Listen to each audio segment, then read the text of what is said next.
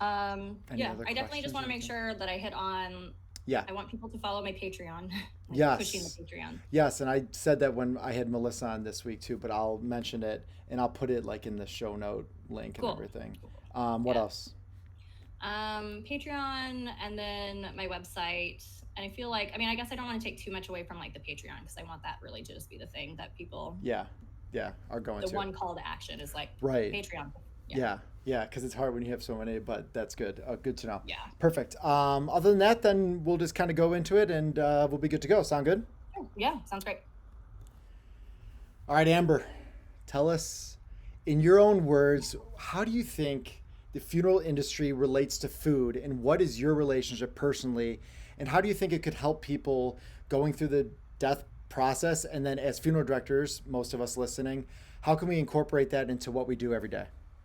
Yeah. Okay. So I think this is a great question. It was already a great question, but because you said like most of the people that are listening are funeral directors, Yes. I think that that is something that I haven't really touched upon enough is like, how can we as funeral directors utilize this? Yeah. And I guess what I would say is I would ask every funeral director right now to close your eyes and think about some of the last funerals that you've done and then ask yourself like what were the stories that the families were telling? Mm-hmm. Did they get up and did they talk about like a holiday party? Were they talking about grandma's Christmas cookies? Were they talking about like Sunday like Mother's Day brunches? And like I know for me, at least in my experience because I don't like to talk for other people, is that almost every single funeral I did, the families talked about food.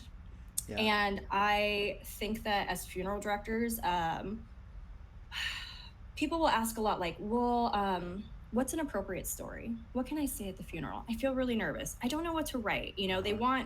they want us to give them permission to feel however they want to feel, which my permission is Yes. always like, I'm like, if you're angry, if you're sad, if you feel nothing, first of Mm-hmm. all, that's all normal. No doubt. But food stories are a really great place to guide families because they often are filled with numerous members of the family. So there is a chance that there are other people included in the story that may have died that like everyone gets to share in. Yeah. um, they're generally safe. And if they're not safe, it's probably because there's story's going to edge into some sort of like zany bathroom humor. You know, it'll be Yeah. like, and then Uncle Jared farted and we all laugh, you know, like That's the it's worst real. outcome. Yeah. Yeah. It's really rare that it's like all of a sudden the daughter of the decedent takes the mic and begins. You know, it's like that doesn't usually happen with those aren't like, you know, the terror stories. Right. Um, so I find that a lot of, I think the work that I've been doing is like to circle back is I'm just really big on giving families permission to feel and giving them that guidance because that's really our job. And I think that it's a good thing to point out, especially given past conversations with other influencers that say that people like that you don't need a funeral director, which can I just go on record and say I always disagree with. Thank I do you. think that you yeah, I can talk to my friends about all of my emotional daddy issues, but perhaps a therapist would be a better place, you Yeah, know? I think Like that would do. maybe friends are for friends and Mhm. drinking mimosas, and therapists are for unpacking heavy things. And a funeral director is like, we're not paper pushers. And I Right, find it rather insulting that that was a thing, right. because a good funeral director, you know how to read your family, like, and you're not just reading one person. You have like all of these family dynamics that you're sitting with, and Yeah. I'm definitely like the peacemaker, and I'm definitely like I like to do like jazz hands, song and dance, and get people distracted and like, Yep. hey, like, okay, so like, why don't we think about a time? Like, what's a meal? Like, what's a thing that you like? Because I feel like they're just like great ways to get families to redirect. Yeah. Um, and it's the same thing that I did when I used to dress bodies. Sorry, my cat is taking this time to walk across the stove. Oh, come on Dennis, in. Join us, Dennis. he knows, he like understands now that if we're sitting right here, that he can just do whatever he wants. It's kind of ingenious but infuriating. But so I should say that I still dress bodies. I like because I feel like once a funeral director, always a funeral director. Sure. And recently, my best friend from high school's mother passed away, Oh, I'm and sorry. I went home I mean, I reached out to her first and was like, hey, I know this is a thing that I do. I want to offer this service to you. Yeah. Um, and so we dressed her mom for her service and we did her makeup and it was just like amazing. I might have stuck some rosé into my purse and we had some rosé in the funeral home. Please don't drink at funeral homes, but also, I don't care. It wasn't my funeral home. Yeah, when you're in But the like, prep room, it's all right. yeah, I mean, it's fine. But like it is for me indicative of I just associate food with like even like right now I'm just like holding my chest. It's like Yeah. food makes people feel better. It's when I dress bodies, I don't go like, all right, go get the socks and let's put those socks on your mom's feet. I go, interesting. So what did you bring for your mom? What do we have here? Like what dress? What okay, so we have a dress. Okay, where did you get this dress? Can you tell me about the significance of it? Yeah, you So unpack it a little bit, right? Hmm. yeah. So we're like, you're helping people work through emotions because here's the thing is like at this point, you know what they're feeling, you know what they're going through, you Hmm. know that you have all the answers. And that's why like people that are good at this are really good at this and why we're so useful because it's like we know the questions that need to be asked.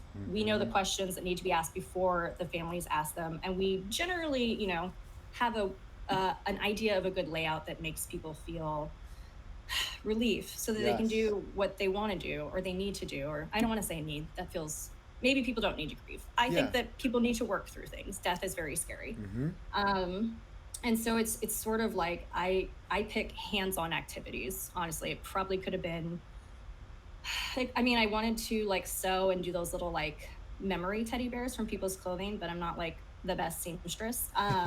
But like I like to eat and I've waited tables for my entire life and I come from a family of like cooks and back of the house people and like Sure. so for me that's like my voice is in food and that's my way of finding a way to connect with families. And so Yeah. I would say I encourage other funeral directors to find what works for them. Like, Hmm. I don't know if you're not into food, but we are storytellers, and food is a really great place to help families tell stories that Yeah. make them feel better, even if it's just for that, even if it's for that moment where they're just like they're just stuck and they can't find the words and they're trying to push through. They're trying to push through. I Yeah. just think, oh, for the love of God. Okay. Go ahead. Go Okay. ahead. It's I have to go fine. get the cat Don't worry because about it. Don't it's worry just about it. escalating. It's just escalating, All Dennis. good. Come here. Yeah, I know. Oh, okay. Oh. All right, so this is Dennis. Hello, Dennis. Uh, Dennis is in all of my videos because he forces himself into them. And he was completely quiet and was doing nothing until I sat down. And now he is uh, tearing at shoes and jumping on the counters and is basically like, mommy, mommy, mommy. Need attention. It's all Yeah, good. so let's see if I can put him here. So yeah, I feel like hopefully that explains it all. Is that I think Yeah. the long of the short is I think food provides a safe way for people to explore emotions. Yep. And I usually find that the family's not going to surprise you with anything that you were like, oh boy, wish I hadn't opened up that can of worms. That Right. was a mistake. And I've just heard people have like one of the last funerals, because I did online funerals during COVID, Yeah. and this woman wrote the most amazing story, like eulogy about her husband, and it was just completely centered around all of the meals that they shared, all the meals they would Sure. never get to share again, walking through the gardens and the smells, and it was just great. Like I loved it. So yes, Yeah, I I think. think I think it relates so much to so many different things. It's going to hit all your senses, which I've talked about before, but I think that's such a big thing that you got to consider. Like funeral directors, like lighting candles or using their perfume or cologne or something, like those stuff that triggers those memories. But it's the same thing with food, but that triggers even Mhm. more senses, and then it brings you back to those amazing memories that they shared with their family together or their friends. And that's such a beautiful moment because it can connect to their past with that loved one. So I do love that feature, and like if you can incorporate that into the grieving process with the family, then all the better. I think that's just a beautiful touch and a good way to look at things. It also Yeah. has a lot to do with their culture or their background and their upbringing. Like all that stuff can be incorporated through food. And it's a whole different outlook on things. Like, not that many people consider discussing food. They're gonna be like, give us your best memory, your favorite memory from your loved one. That's like so open ended. It's maybe Yeah. a little bit better to go specific and say, tell us about, your loved one's favorite meal, or tell us about a family tradition that you shared, and things like that will get them to open up. You feel that connection. You can connect with those pastimes, and then you could build as a funeral director on top of that in creating the service that they really deserve, I think. Yeah. And I kind of think that I think that's where we need to go as an industry. We have rising cremation rates. Yeah. You can't keep an industry afloat if your entire, like, if everything revolves around you being able to sell like a piece of land and a casket, like that's a bad business model. Yeah. And like, as I mentioned earlier, like I have a hospitality background. Like Hmm. you don't need to put doesn't matter how old I am in my 30s, the upper side. I've been waiting tables since I was 15. Like, Yeah. if there is one thing that I know, and I don't know a lot, I know hospitality, and I know how to like serve and wait on people. And I Hmm. really think that the funeral industry is very similar to being a waitress. Just sub that plate of French fries for a dead person. Yeah, Yeah. but it's that Yeah. connection that you have, and you have to be there every step of the way and attending to all their needs. So I can Mhm. totally see that. Yeah.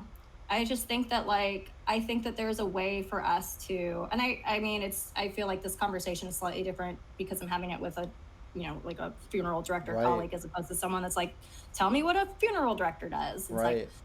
okay.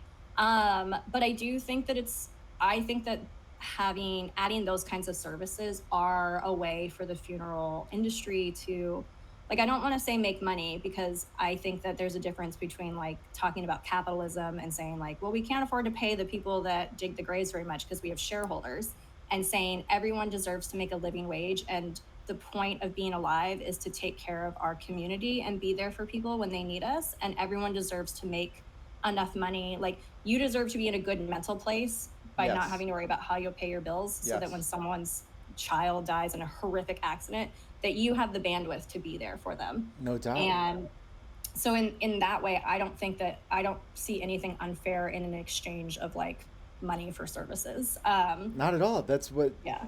it's all about. And the funeral industry is still very much a lot small businesses primarily still, and we need to be able to make money. We need to put Mhm. we're taking care of our families, and it's not like our funeral homes typically have. I've said this many times, but it's not like we have multiple houses and we're reeling in the dough. It's like, no, we're trying to help these families. People don't understand the upfront costs that it costs, or the behind the Mhm. scenes costs that it costs funeral homes. It's very expensive, and that's why you need to make your money where you can. You got to get in front of families. You got to serve them to the absolute best, gets them coming back, and then you can make money in different ways. I don't think there's anything wrong with that. We're running a Yeah. business. Like, it is so much a service, but at the same time, it is a business, and that's okay. I'm totally with you. Yeah.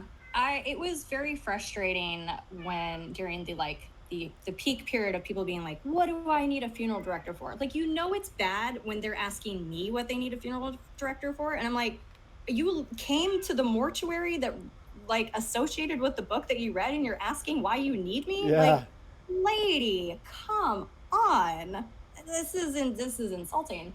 Have fun filling out that death certificate. Good yeah. luck figuring out where everything is. I mean, And that's caring for your that's loved one, and like, we specialize in this, and it's such an important work, and we all have the great majority have beautiful big hearts, and we just want to help these families, and we do so much more than people ever realize.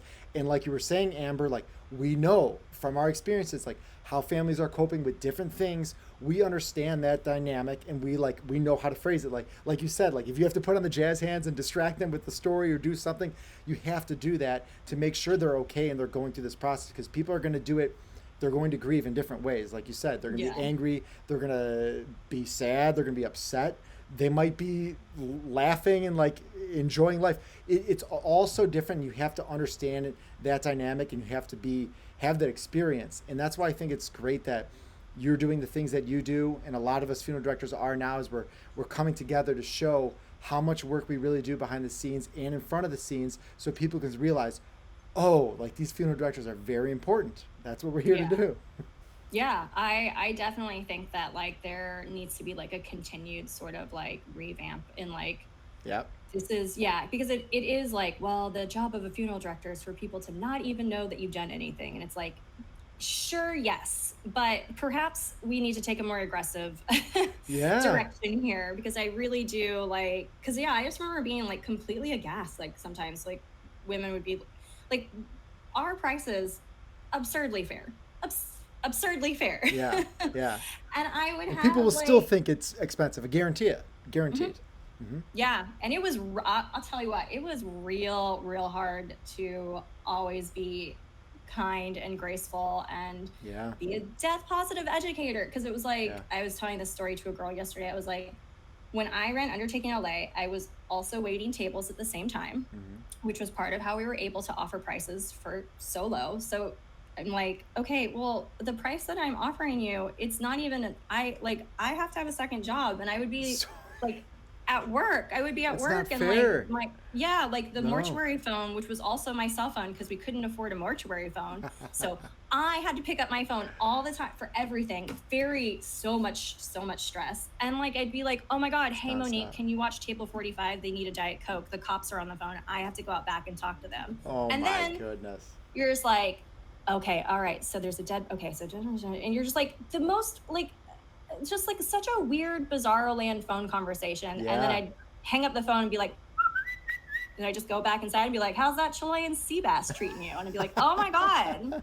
I had like totally like the dual personalities and just like turning it on, turning it off, turning it Yeah. on, turning it off. That had to have been exhausting.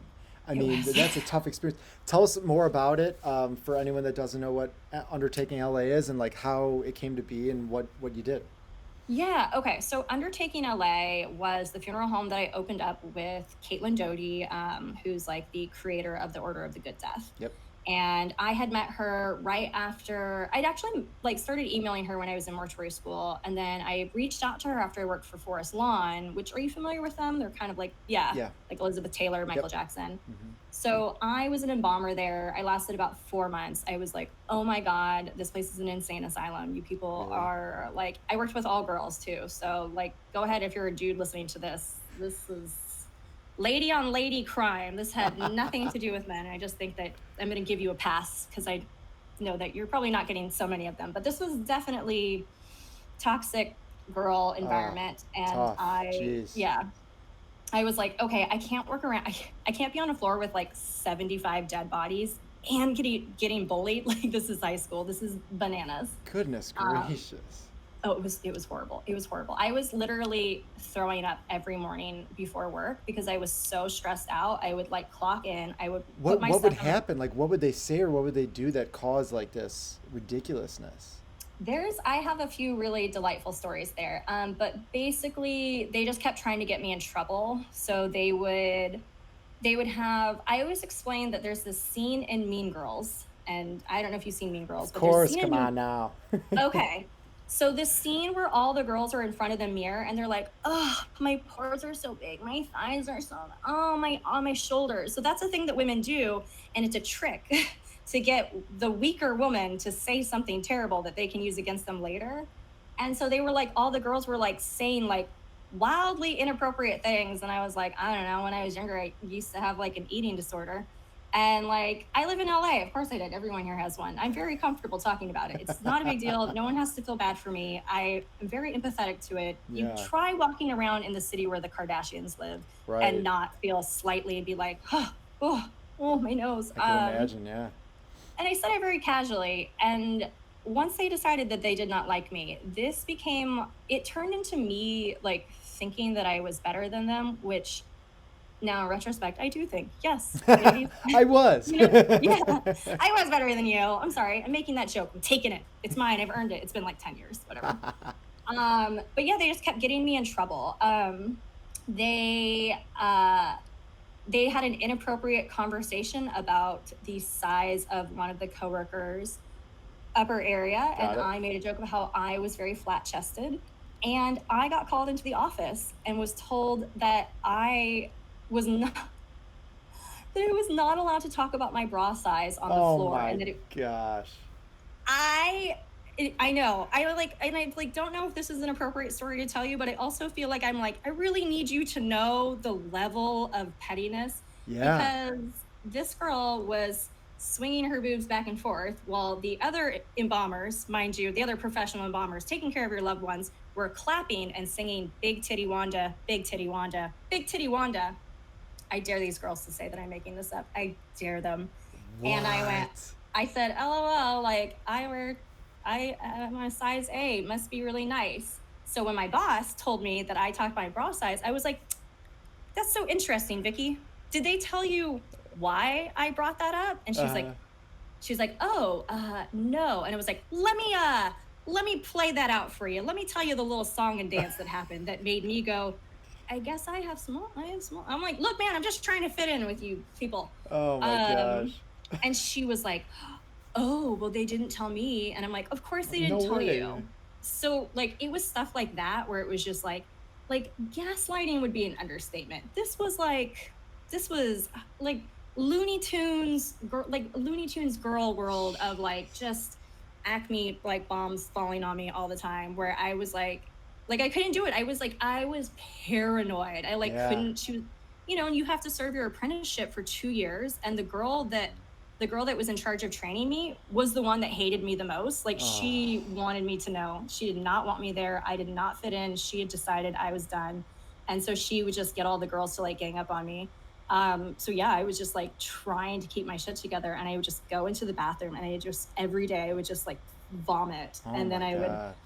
go out and embalm someone's dead baby. Literally, that was the day. Like I remember going in there and then holding a baby and just being like, I can't work in a place where like No. I am confronted with this monumental level of grief, but then also be worried that I might have to have another conversation about not talking about my bra size at Right. work. This is like just speechless. You So should have grabbed one of the extra bras from Miss Smith in the corner and tossed it at her. yeah, here, yeah. I mean, and that's the thing is, it's like Man. I'm sure like all the toxic people in the funeral industry are really, there's toxic people everywhere, but there are certain special kind of toxic in the funeral industry that just makes Yeah. me like so angry, because I'm like, you can't, don't touch our families, don't be there. So Yeah. anyways, that is I'm with one you. of the stories. Okay. But Got it. yeah, So so that then I all led you. so that all, yeah, I'm like super old man. I just tell like really long rambling No, stories. I like it. It's a good story. Not Okay, yeah. good, but you know. Yeah, no, look, I find that story hysterical Hey, I now. mean, the thing is, like, now it like led you on a different path, and like, look where you've gotten over the time. Like, it ended up being good. It sounds like a horrible situation, but end of the day, it seems like you're much happier than you would have been if you had to stick that out. Totally. Good. I would definitely say that like if there was any advice that I could give to people on that, that it's don't like you don't have to stay somewhere that's toxic. Like Yeah. I am to this day, like I'm really proud of myself for just being like, you know what? I don't care. Like I'm Yeah. not going to be a part of this, and I'm not going to engage in this, and I'm also like I'm not going to let you poison the well. And because eventually what would happen, and it's what I said when I quit, I said, I can't stay here because eventually I am either going to be too despondent and too sad to do a good job, and I am Yep. going to make a colossal mistake that will haunt me forever. Because right now I just have a funny story about how I have small boobs. Right. But Hmm. what would be horrible is if it was like a story about how I accidentally embalmed a Jewish person because Right. someone, not at my location, but someone at another location did that.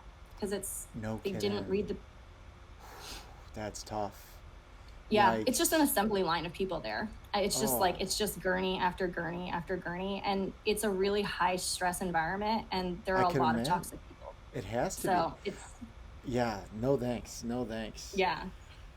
Yeah, so then I started working with Caitlin, and we started undertaking LA, and I was pretty excited about that because I really liked, even at Forest Lawn, like I like obviously families weren't really dressing the dead, but I would take like hairspray and like combs like this. I would like take a little bag with me when I would go to the viewings, and Uh, I would talk to the families and sort of hedge off things where I was like, hey, like your mom had the most beautiful hairstyles, and I did the best that I could to recreate it. I already know I didn't, I could have done better. What I would like is if maybe you ladies would like to help me fix your mom's hair. And that was like such a beautiful moment because the women were like, all of a sudden you could just see them kind of becoming like, they were all in like their like late 50s, early 60s. And like Yeah. they were kind of scared at first, you know, and I Of was like, course. Yeah. here, it's okay, just do this. And yeah, it was, so undertaking LA was great because I just got to do that with all of my families, and I Yeah. wasn't like worried about getting in trouble or like, you know, because at Forest Lawn it was like, you have 45 minutes and you need to be back kind of Yeah. thing, which you can't give good customer service. No. I can't put a time frame around your debt. Sorry, Lily. I have to be back upstairs. It's been 45 minutes, but you'll get Yeah. through this. Don't worry. Good Take it day luck. by day. Yeah. Yeah. And then you'll talk to six other people. You won't see me again. Like, yeah, that's how it goes, right? Yeah. Hmm. Yeah. That's hard. So when you did, make that transition, were you able to incorporate some of your food things when you were working with Undertaking LA? Like, did you try to do a little bit of that? I did, and it was before I started Mortician in the Kitchen, but it was like, it Yes. was the things that made me realize. I was like, oh, this is like a really important, like this is part of it. Like I made Victorian morning biscuits for one of my families. Wow.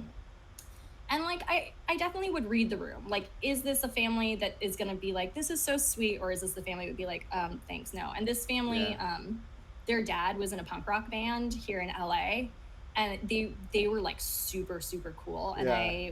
I knew this was like, oh, this is something that is going to be like, they'll like, and is touching, and is like a nice, like a, I made this for you, I spent time by, you Right. guys are nice, I love you. Yeah. um but I definitely did, it was during that time where I started realizing, I was like, huh, like everybody talks about food. Like there's always, and even if it's not during the service, everyone, the second they're done, like, what do they want to do when they're done with the service? They Lunch. want to eat. Yeah. Lunch. Yeah. What are we eating? What's for lunch? Where are we going? But you'd hear, sometimes they would just, you're like walking around, making Sure. sure everybody's good and happy with, and real, Right. Yep. enough. And I could just, you hear them talking about those stories. Gosh, I remember like I just remember being there with Phil, like he'd always make us these pancakes when we were kids. It was so much fun. We'd come over to his house and we'd hang out with like his grandkids, and like, like, or alcohol. A lot of people talk about like, man, No doubt. I just remember like Steve, I had a fireman here in LA, Uh-huh. and we did a beer toast because it was during lockdown. Uh-huh. And so his favorite thing was Guinness, which I find to be respectable. That's a good And pint. so we invited, yeah, yeah. We invited all the participants of the service to come with a drink, and then like together we all did like a virtual, like a virtual toast where everyone like held up their Cool. favorite beer. Yeah. And that was great. And it's really little things. Like none of this, like everything that we did was like, oh, like that didn't actually cost me any money Right. or any additional time, and it enhanced the value of my service to my family. And like we as funeral directors, like that's an easy thing to do because it's not like printing up memorial cards and you're like, oh shit, is Right. Vivian IAN? Like I'm terrified of that shit Oh to this my day. Like gosh, I'm yeah. It's the worst. mm, One little error could send off the entire funeral. And that's the mm, stuff that you got to be careful with. But when you do the stuff that goes above and beyond, it's like they know I'm doing this just to like help. So they're not going to yeah, be as like nitpicky sometimes, you know what I mean? So I think that's a yeah, good way to go about it. yeah. I would definitely recommend just being like, what if instead of memorial cards we just do cakes and pies? Like let's not do anything with dates on it that could be horrifically, terribly wrong. Save my job. So is that where you came up with the idea for a Mortician in the Kitchen, was like going through that whole process? You're like, wow, this correlates so much.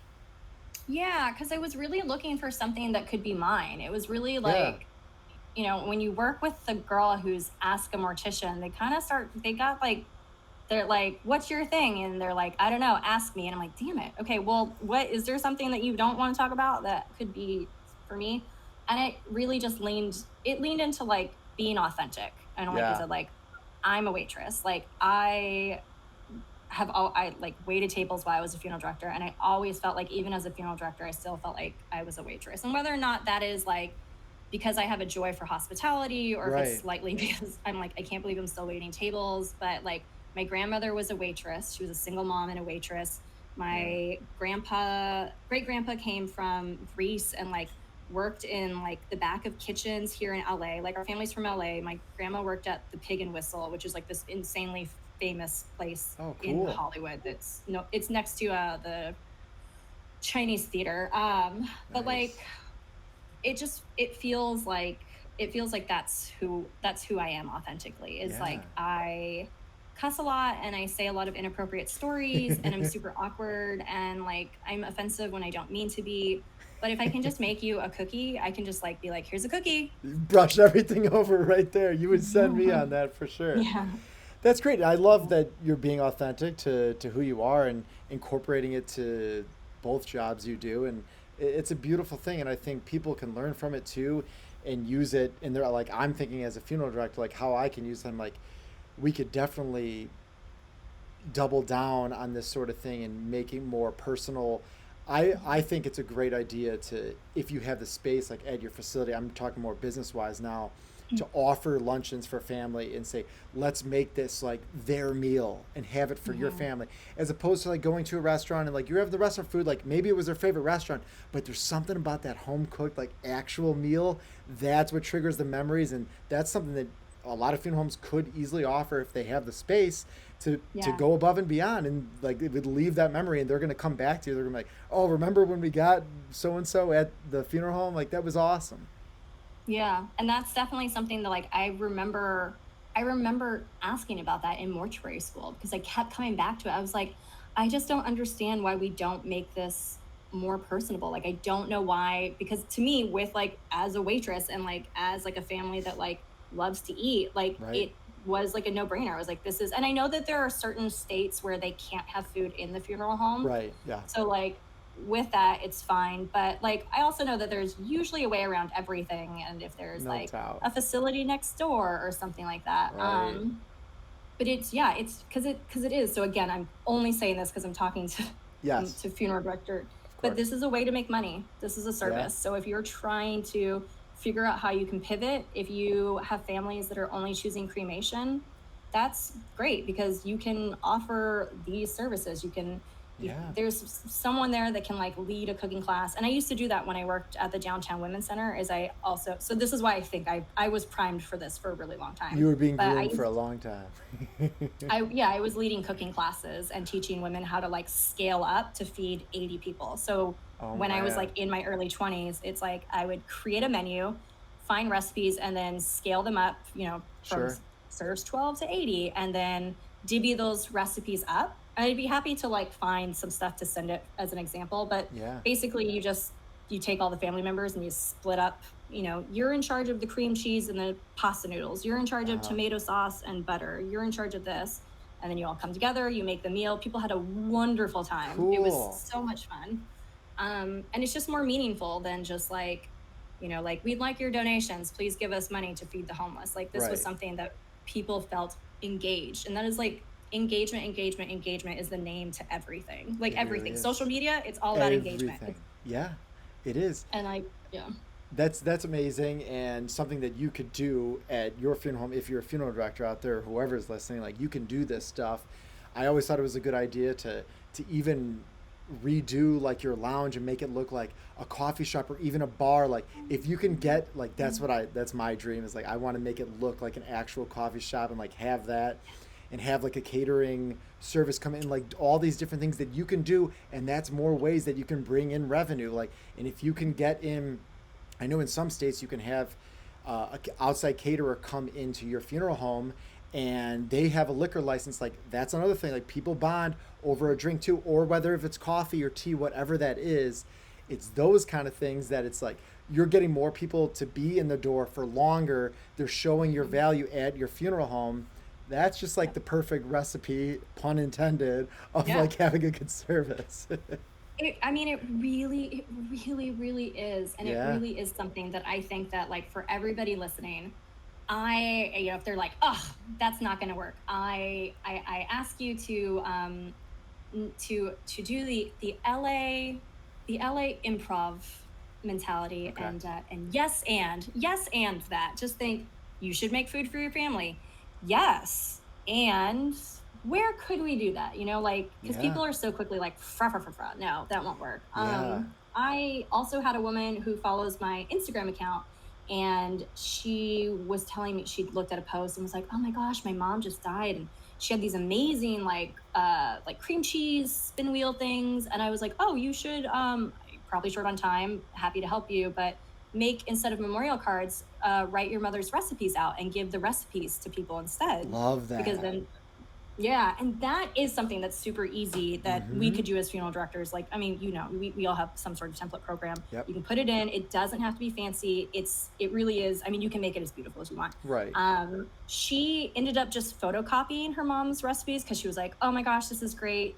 It's going to happen soon. But she messaged me later and she's like, hey, I wanted to say thank you because it got me thinking. I took my mom's two favorite recipes. She like, placed them on the screen and then photocopied it as like an 8x11 with the two side by side, Yeah. and then gave those out to everybody. And she's like, So cool. everybody took one. Yeah, and it's amazing because it's like you live on through your food. So it's not just about engaging with the families. It's the idea of like continuing bonds. Like everybody gets to take a little piece of like this woman's life home with Yeah. them, and now they can create her recipes and they can think about her. And like, and again, as a funeral director, like, man, I wanted to cry when I read that message. That made me, that was like, that was Yeah. just the greatest thing. Like that fills me with joy. It's like, cool, so now this woman like gets to keep going on in all these people's houses, and they'll keep thinking about her. And you, what is the saying, like, you die twice, like your first death, and then when the last person that remembers you Yeah. dies. And Right. like recipes is a way, it's to continue on throughout like That's such a history. good point. Yeah, And and I'm childless, I only have a cat, so I'm gonna need those recipes. and everyone takes a little piece of their memory with them, and they'll keep that forever, and it's just like something that they can be like, oh, we could make that recipe, and it's just, it does live on, and that's so cool. And why wouldn't you want a recipe from your great great grandfather, whoever it was? Like, that's so cool. And like, maybe who knows what's going to happen in 150 years. Our food might be trash in comparison, I don't know. But Yeah, it's like, it's that little stuff that's really cool. And that is our job as funeral directors, I think, is to preserve a memory of the person. It's an under, like an undertone of what you do as a funeral director. absolutely, absolutely. I really do believe that we're like, we are genealogists, like we are the keeper of Ooh. people's families history. And like a death certificate is documenting their history Mm-hmm. in a very very real sense. And like Mm-hmm. having all this and like creating these memories, like I think that like I think our job is, I take our job very very seriously. Yeah. I like have so much reverence for what we do, and I have so much hope for us that like, because I think we really need to tackle like burnout, because I think that like there are just so many young people who Yeah. are excited to be funeral directors for the right and the wrong reasons. No doubt. Mm-hmm. And I definitely think that like increasing revenue and being able to pay people what they're worth, because you're worth a lot. Everybody's worth a lot. Like Right. everybody just, Of everyone course. deserves to make enough money to not struggle. But I think that I know in LA at least the turnover is incredibly high, and I Yeah. just no mystery as to why. No, You know, it and is so in you just, Chicago too, no doubt. And yeah, I think there's a variety of reasons, but you're right. Like, we're doing jobs that almost no one wants to do. You should be compensated for that. That is what I'm yeah, going to say, because it takes a special person. It's just not, you can't just, any ordinary person can't come in and be a funeral director. It is impossible. Like, even if you grew up in a family business, which I was very blessed to do, but like, even if you did, most of the time those kids and grandkids do not get in the business. So yeah, like, it takes a person that goes with that has to be able to sink their teeth into it. And the burnout and churn is super high, and it's yeah, because like, you're always on the clock, sort of, even if you don't have the phones. You're thinking about yeah, service. It's constant, and if you're not getting compensated, I think the big thing is why we need to continue to work as funeral homes to increase all of our revenues, so we can be better businesses, so we can hire more employees, so you can have more of that balance. So it's not mhm, like I need to be going full throttle from the second I walk in the door to the second I leave. If you can have like a little bit more of a flow, it'd be really nice. Or a little bit more of like, not as sporadic of a schedule where you're running around, you're like, where am I going to get to next, like, and then by the end of the day you're done. So I think it's all those things. That's why we need to work hard to find different ways where we can bring in more money. Not so our businesses, like, if you own a business, of course you want to make more money, that's the whole point. right, but so we Yeah. can take care of our employees. Then they're going to be better employees. They're going to treat our families better, and then we're going to get Yep. more business in the door. And it's And just a whole circle. yeah. And I think like the other thing I was just thinking like with the, like increasing revenue is that there's nothing to me that is unethical about upselling or like trying to convince people to eat at your place, because No. we already know everything that like the thing that you do after a funeral is that you go and you eat. Yeah. So I think that because in my head I always have like I'm always having like an argument with an imaginary person that's like, haha, poking a hole in this or in this, but it's Right. food is you've got to eat. Like you got to eat. It's like the clearest, cleanest ethical exchange of like service and goods, because it's like maybe you don't need a casket, maybe you don't even need an urn, maybe it's like all of that other stuff. It's like, okay, sure, but you have to eat. You get Everyone you have does. to eat. So why aren't we making that money? Like why aren't we Right. taking like, like just yeah. And I think most of the time it's going to be more affordable than going to a restaurant anyway. So it Yeah. works all in all. So last part, let's talk about your Patreon that you're working on. Tell us a little bit about that before we let you go. Yeah. So my Patreon, I do it with Sandra Baker and Melissa Meadow, the Modern Mortician. And to make things just, super easy to remember, it is its own unique name called Big Sleep Productions, Okay. because we don't believe in continuity at all. Um, we wanted to like find a name that like felt good for all of us, like coming, because it's like I'm Mortician in the kitchen, she's the Modern Mortician, Yeah. Sandra's the Radical Reaper, we Yeah. have the end, and it's like, okay, like what's something that's just like funny, punny, that we can remember, that we can like be like, follow our Patreon, the Big Sleep, Yep. like Big sleep. and it's basically a house for all of our like content creations. I've started putting up a lot of like digital art that like either I'm making and printing, but like if you're a Patreon or patron, then Yeah. you can download it for free. But we have a tier level that is $1. Yep. Because we know that life is expensive, Yep. and people might not have a lot to give, but between the two of us we have like an astronomical amount of followers. I feel like we Yeah. should be doing way better It's at this nuts. than Yeah. because we haven't really been focused on trying to make money. We've just like, in a very authentic, and I mean this kind way, we've just been like, I love just making content and I love educating people. You And give, here's give, give, thanks give, for give. Like that's a good thing. And then like that's on the end. That's when you're going to get something back. You're going to receive. Like that's what the yeah, whole thing is. And that's why you give. It's not to receive. It's like you like to give, and then it's just the universe reciprocating. I think that's how it works. At least that's the way I like yeah. to think. Yeah. I definitely think that too. Yeah, this is definitely this is an unconditional love that I think that we give. Yep. But if you would like to give me money, I like money. Money is good because then I can focus on making more content and making more cooking videos, because those are very expensive and they add up. Yeah. And they take, I mean, because you're gonna have to edit this. A 3-minute video, it's about 3 to 4 hours of my time. It takes a long time. And I Yep. have I don't have a lot of time off. So, Right. if we had like 10,000 people give us $1 a month, that would be enough for me to quit my side gig. That'd be enough for like, we could all just constantly focus on content creation. And this is Right. all I want to do. This is, Yeah. I love, I have You're like great at it. a Yeah. thank you. Yeah. I can't see myself doing anything else. I hope Yeah. that I can continue to do this. So give me your money. Yes. Is what I'm saying.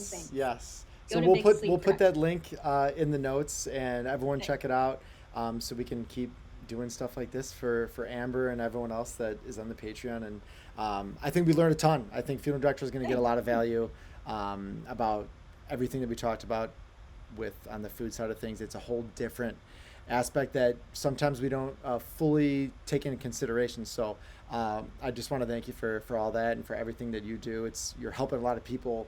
Today you're helping funeral directors, but you do a lot more for the whole general public, like trying to help them, cope with their whatever they're going through. And we just appreciate you taking the time to be here and everything that you do. Yes, yeah, thank you. Yeah, thanks. And I would definitely say, if any funeral director wants to like reach out to me, please email me or message Yeah. me on Mortician in the Kitchen, or email me amber@morticianthekitchen.com. I am full of ideas and have used every single design program ever, which is something that I know as a funeral director you might not have had the time to spend time learning. True. But I am like a wealth of information, and I'm happy to problem solve or give ideas or, anything. Like, I Yeah. really want our lives to be easier. So please, Awesome. I'm very nice. Please message me. Thank you so much for everything. Yeah, you're welcome. All right. That was great. Thank you so much. That was perfect. Yeah, you're welcome. That That was was fun. awesome. Very fun. I'll let you know when it will come out and all that good stuff. But yeah, I honestly, like, I meant that. Like, I think